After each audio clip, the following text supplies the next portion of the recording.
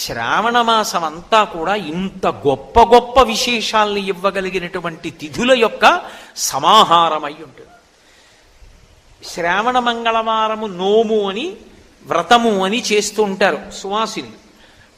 ఈ సువాసినులు చేసేటటువంటి శ్రావణ మంగళవారం చాలా చాలా అద్భుతమైనటువంటి పరమ ప్రఖ్యాతమైనటువంటి ఆ నోముగా వ్రతంగా పరిగణింపబడుతుంది. ప్రతి ఏటా కూడా శ్రావణ మాసంలో వచ్చేటటువంటి మంగళవారాలలో శ్రావణ మంగళవారములుగా ఆ తిథిని నిర్ణయం చేసి సర్వమంగళాదేవతని ఉపాసన చేస్తారు. అంటే అమ్మవారు ఎప్పుడూ ఆవాహన అయ్యేది కలశలోకి ఆవాహన అవుతుంది.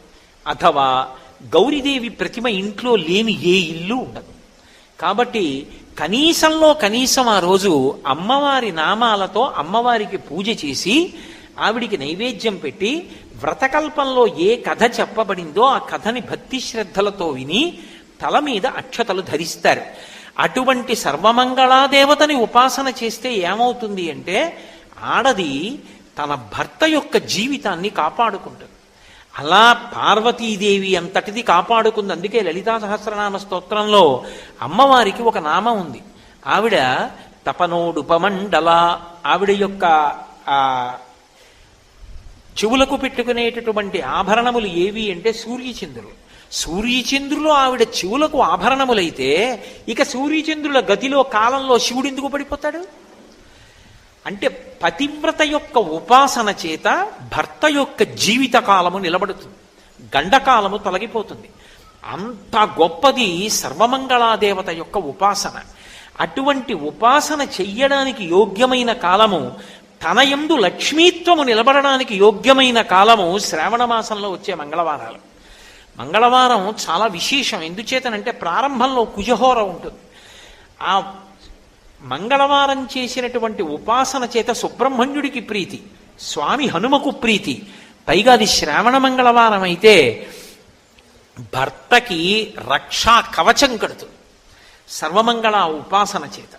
అంత గొప్ప స్థితిని అమ్మవారు అనుగ్రహిస్తుంది. ఎందుచేత అంటే పూజనీయత అని ఒక మాట ఉంటుంది.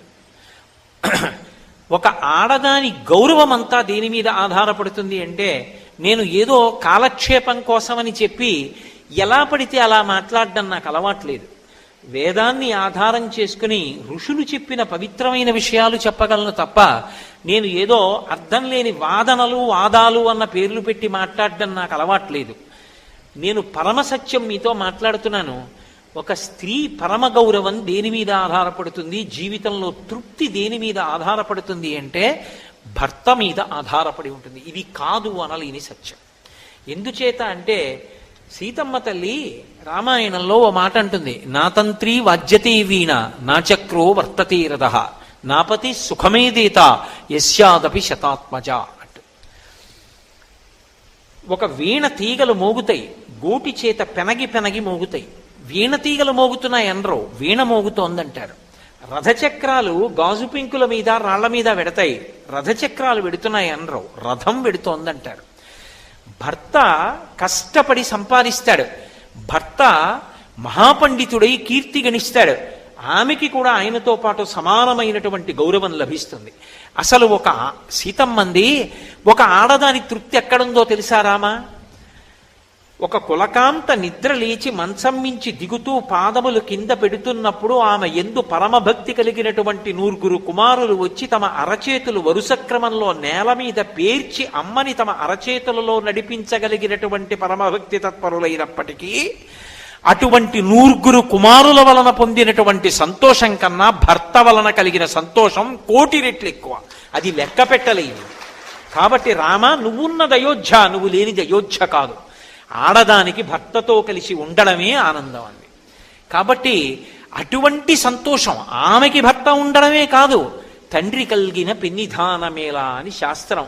తండ్రి ఉంటే ఇక కొడుకు ఐశ్వర్యం అక్కర్లేదట. ఎందుకంటే తాను కష్టపడ్డా సరే కొడుకు సుఖపడాలని తండ్రి కోరుకుంటాడు. తండ్రికి కారు ఉండక్కర్లా, కొడుక్కి కారు కొనిపెట్టి కొడుకు కారులో కారులో వెళ్ళిపోతుంటే మురిసిపోయి ఇంట్లో పోతాడు. ఏ పిచ్చ ఆయనకి ఏం కారు ఉందా? ఎందుకు ఆ సంతోషం అంటే తండ్రి కొడుకుని చూసుకుని మురిసిపోతాడు తప్ప తాను మురిసిపోవాలి, తాను సుఖించాలని కోరుకోడు. అటువంటి తండ్రి ఉంటే ఇంకా పెన్నిదెందుకు? తల్లి ఉంటే సమస్త సంతోషములు ఉన్నట్టే, అమృతం రోజు దొరికినట్టే.